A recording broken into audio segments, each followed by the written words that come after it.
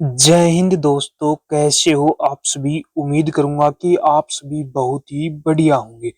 तो आज की इस वीडियो में हम बात करने वाले हैं एसबीआई क्लर्क प्रीलिम्स एग्जाम 2025 जिसका आपका एग्जाम दिया था आपने। अब इंतजार कर रहे हैं कि सर इसका रिजल्ट है वो कब तक जारी होगा। नॉर्मलाइजेशन का खेल आपका क्या रहने वाला है, हार्ड शिफ्ट कौन सी है, मॉडरेट शिफ्ट आपकी कौन सी है। 70% कैंडिडेट ऐसे हैं जिनके 45 नंबर भी यहाँ पर नहीं मिल रहे। 45 नंबर से वो क्या है, नीचे है। स्टेट वाइज हम यहाँ पर कट ऑफ की यहाँ पर बात करने वाले हैं। यदि आपके इतने मार्क्स हैं तो आप अपनी आज से ही मेंस एग्जाम की तैयारी करना स्टार्ट कर दो। तो पूरी डिटेल से इस वीडियो में हम बातें करने वाले हैं, तो वीडियो में लास्ट तक जरूर बने रहना। जो कैंडिडेट वीडियो में नए जुड़े हैं वो एक बार चैनल को सब्सक्राइब जरूर कर लेना, जिन्होंने जितनी भी भर्तियों की अपडेट है वो सबसे पहले आपको मिलती रहे। तो सबसे पहले मैं यहाँ पर बात कर लेता हूँ कि आपका रिजल्ट है वो कब तक जारी होगा। तो लगभग लगभग चांस है कि आपका रिजल्ट है वो नवंबर के फर्स्ट वीक तक, नवंबर के जो फर्स्ट वीक है तब तक आपका जो रिजल्ट है वो जारी होने के पूरे पूरे यहाँ पर चांस है कि नवंबर के फर्स्ट वीक तक आपका रिजल्ट है वो जारी कर दिया जाएगा। अब मैं बात करूं कि आपकी टोटल कितनी पोस्ट है, तो टोटल आपकी वैकेंसी है 5180 यहाँ पर टोटल है वैकेंसी है। जिसके लिए कितने कैंडिडेटों ने यहाँ पर फॉर्म अप्लाई किया है, तो लगभग आपके 11 लाख ऐसे कैंडिडेट हैं जिन्होंने क्या किया है, यहाँ पर फॉर्म में अप्लाई किया। अब ये तो है नहीं कि 11 लाख के 11 लाख कैंडिडेटों ने यहाँ पर एग्जाम दे दिया। तो प्रेजेंट कितने हुए थे एग्जाम में, तो लगभग आपके 7,50,000 के आसपास कैंडिडेटों ने यहाँ पर क्या दिया है, एग्जाम में दिया। अब 7,50,000 में भी आपको इस भर्ती को लेकर सीरियस आपको लगभग कैंडिडेट मिलेंगे वो 20% ही कैंडिडेट, 20% भी नहीं मिलेंगे। लगभग 3 से 4% ही बच्चे ऐसे हैं जिनका सिलेक्शन है। और भर्ती को सीरियस लेकर आपके 20% मिल सकते हैं, लेकिन जिनके अच्छे खासे नंबर बन रहे हैं वो 3 से 4% ही कैंडिडेट ऐसे हैं जिनके अच्छे खासे मार्क्स बन रहे हैं। अब मैं बात करूं कि एग्जाम का लेवल क्या रहा है, तो एग्जाम का लेवल है वो आपका किस पर डिपेंड करता है, कैंडिडेट पर डिपेंड करता है। जिस कैंडिडेट की अच्छी खासी तैयारी है उसको पेपर आसान लगा था, जिसकी तैयारी कम है उसको पेपर हार्ड लगा था। ठीक है, तो एग्जाम के लेवल की बात करूं तो मॉडरेट वो आपका हार्ड रहा है। बात करूं यहाँ पर प्री कितने कैंडिडेटों को क्वालिफाइड किया जाएगा, यानी कि प्री के अंदर कितने कैंडिडेट को पास किया जाएगा, तो जितनी वैकेंसी है 5180 वैकेंसी है, जितनी वैकेंसी है उसके 10 गुना कैंडिडेट यानी कि 51,800 कैंडिडेटों को यहाँ पर प्री के अंदर क्वालिफाइड किया जाएगा। बात करूं आपका मेंस एग्जाम कब तक होने वाला है, तो आपका मेंस एग्जाम है वो लगभग लगभग चांस है कि जनवरी के लास्ट वीक तक आपका जो एग्जाम है वो कंडक्ट करवाया जाएगा। ठीक है, अब मैं बात कर लेता हूं जो आपका नॉर्मलाइजेशन मार्क्स है, यानी कि कौन कौन सी शिफ्ट आपकी हार्ड है, कौन सी शिफ्ट आपकी इजी है। तो सबसे पहले आपका 20 सितंबर को एग्जाम हुआ था, 21 सितंबर को एग्जाम हुआ था और 27 सितंबर को एग्जाम हुआ था, यानी कि 3 दिन एग्जाम हुआ था। प्रत्येक दिन 4 शिफ्टों के अंदर आपका एग्जाम कंडक्ट कराया गया था, तो यानी कि 12 शिफ्टों के अंदर आपका एग्जाम कंप्लीट हुआ था। तो 20 सितंबर की जो शिफ्टें थी, फर्स्ट शिफ्ट क्या थी आपकी, हार्ड शिफ्ट थी फर्स्ट। सेकंड शिफ्ट आपकी इजी थी और थर्ड शिफ्ट भी आपकी क्या थी, यहाँ पर इजी थी। और फोर्थ शिफ्ट क्या थी आपकी, हार्ड शिफ्ट थी। यानी कि फर्स्ट और फोर्थ शिफ्ट आपकी हार्ड शिफ्ट थी और दोनों शिफ्टें आपकी क्या थी, यहाँ पर सेकंड और थर्ड इजी शिफ्ट थी।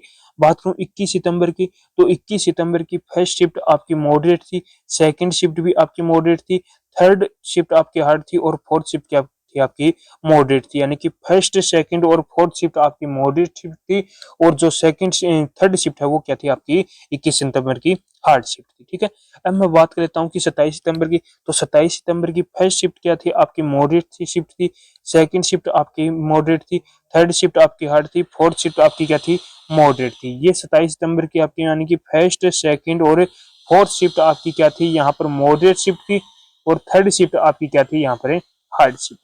ठीक है, अब मैं बात कर लेता हूँ कि आपका सब्जेक्ट वाइज जो एग्जाम का लेवल है वो क्या रहा है। तो बात को इंग्लिश सब्जेक्ट था आपका, इसके अंदर मैथ सब्जेक्ट था और रीजनिंग सब्जेक्ट थी। 3 सब्जेक्ट थे। इंग्लिश के 30 क्वेश्चन थे, मैथ के 35 क्वेश्चन थे और रीजनिंग के भी आपके 35 क्वेश्चन थे। जिसके अंदर इंग्लिश है वो काफी बच्चे बोल रहे थे, काफी बच्चों जिनकी तैयारी कम है वो क्या बताएंगे, हार्ड बताएंगे, और जिनकी अच्छी खासी तैयारी है वो बच्चे क्या बोल रहे थे कि सर इंग्लिश का लेवल है वो क्या रहा, इजी रहा है। मैथ की बात करूं तो मैथ के अंदर भी काफी बच्चे मॉडरेट बता रहे थे और रीजनिंग का जो लेवल है वो भी काफी बच्चे क्या बता रहे थे, यहाँ पर मॉडरेट बता रहे थे। ठीक है, अब मैं बात कर लेता हूँ जो आपके डेंजर जोन कौन कौन से हैं, सेफ जोन कौन कौन से हैं, उनकी एक जो सटीक कट ऑफ आपकी क्या रहने वाली है। यदि आपके इतने मार्क्स बन रहे हैं तो आप अपनी मेंस एग्जाम की तैयारी करना स्टार्ट कर दो। तो सबसे पहले मैं बात कर लेता हूँ जो डेंजर जोन कौन कौन से हैं। तो सबसे पहला जो डेंजर जोन है वो आपका राजस्थान है, जिसके चाहे आप राजस्थान जोन है, इसके अंदर एसएससी सीजीएल सीएचएसएल देख लो, उनके अंदर भी आपकी सबसे ज्यादा एमटीएस हो गया, उनके अंदर भी आपकी सबसे ज्यादा कट ऑफ है वो राजस्थान की यहाँ पर देखने को आपको मिलती है। उत्तराखंड हो गया आपका, हरियाणा हो गया आपका, हिमाचल प्रदेश हो गया, उत्तर प्रदेश हो गया, अरुणाचल प्रदेश हो गया, पंजाब हो गया, पश्चिम बंगाल हो गया, दिल्ली हो गया, लद्दाख हो गया, बिहार हो गया, उड़ीसा हो गया, जम्मू कश्मीर हो गया, असम हो गया, कर्नाटक हो गया। यदि आप इन स्टेट से यदि बिलोंग करते हैं तो आपके कितने मार्क्स होने चाहिए। तो आपकी यूआर कैटेगरी की सबसे पहले मैं यदि बात करूं तो यूआर कैटेगरी के अंदर जिस भी कैंडिडेट के 72 से लेकर 74 के बीच में यदि मार्क्स हैं तो आप कैंडिडेट आज से ही अपनी मेंस एग्जाम की तैयारी करना आज से स्टार्ट कर दो। ओबीसी कैंडिडेट की बात करूं तो ओबीसी कैंडिडेट के अंदर जिस भी कैंडिडेट के 69 से लेकर 71 के बीच में मार्क्स हैं तो आप भी कैंडिडेट क्या हो यहाँ पर सेफ हो, आप भी अपनी जल्द से जल्द मेंस एग्जाम की तैयारी करना स्टार्ट कर दो। ईडब्ल्यूएस कैटेगरी की बात करूं तो ईडब्ल्यूएस कैटेगरी के अंदर जिस भी कैंडिडेट के 66 से लेकर 69 के बीच में मार्क्स हैं तो वो कैंडिडेट भी क्या है यहाँ पर सेफ रहने वाला है, उसके भी पूरे पूरे चांस हैं, वो भी अपनी मेंस एग्जाम की तैयारी करना स्टार्ट कर दो। एससी कैटेगरी की बात करूं तो एससी कैटेगरी के अंदर जिस भी कैंडिडेट के 62 से लेकर 65 के बीच में मार्क्स हैं तो आप भी कैंडिडेट क्या हो यहाँ पर सेफ हो, आप भी अपनी जल्द से जल्द मेंस एग्जाम की तैयारी करना यहाँ पर स्टार्ट कर दो। ठीक है।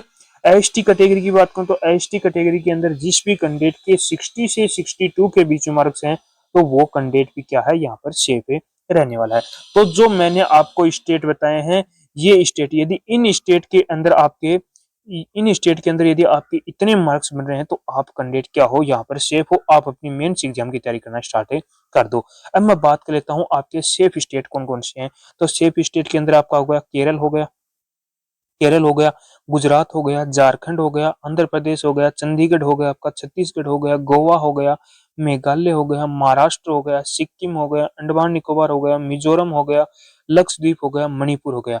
ये ऐसे स्टेट हैं जिनकी कट ऑफ आपको जो डेंजर स्टेट हैं उनसे थोड़ी सी यहाँ पर कम देखने को मिलती है। यदि आप इन स्टेट से हो तो आपके कितने मार्क्स होने चाहिए। आपकी यूआर कैटेगरी की सबसे पहले बात करूं तो यूआर कैटेगरी के अंदर जिस भी कैंडिडेट के 65 से लेकर 68 के बीच में मार्क्स बन रहे हैं तो वो कैंडिडेट भी क्या है यहाँ पर सेफ रहने वाला है।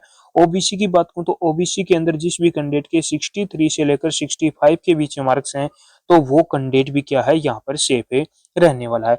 ईडब्ल्यूएस कैटेगरी की बात करूं तो ईडब्ल्यूएस के अंदर जिस भी कैंडिडेट के 61 से लेकर 63 के बीच में मार्क्स हैं तो आप भी कैंडिडेट क्या हो यहाँ पर सेफ रहने वाले हो। एससी कैटेगरी की बात करूं तो एससी के अंदर जिस भी कैंडिडेट के 58 से लेकर 60 के बीच में मार्क्स हैं तो वो कैंडिडेट भी क्या है सेफ रहने वाला है। एसटी कैटेगरी की बात करूं तो एसटी कैटेगरी के अंदर जिस भी कैंडिडेट के 54 से लेकर 56 के बीच में मार्क्स हैं तो आप भी कैंडिडेट क्या हो सेफ रहने वाले हो।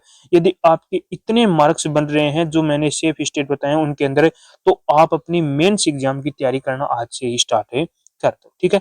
तो मैंने आपको यहाँ पर पूरी डिटेल यहाँ पर बता दी है। यदि अभी भी कोई बच्चे का कोई डाउट बच्चा हो तो वो एक बार कमेंट बॉक्स में कमेंट जरूर करना और एक बार कमेंट बॉक्स में कमेंट करके जरूर बताना कि आपने कितने मार्क्स आपके बन रहे हैं, कौन से स्टेट से कितने मार्क्स से बन रहे हैं। तो उसका रिप्लाई मैं बहुत जल्दी करने वाला हूँ। तो उम्मीद करूंगा कि आपको हमारा ये वीडियो पसंद आया होगा। तो एक बार लाइक शेयर सब्सक्राइब जरूर करना और एक बार कमेंट करके जरूर बताना कि आपको हमारा वीडियो कैसा लगा।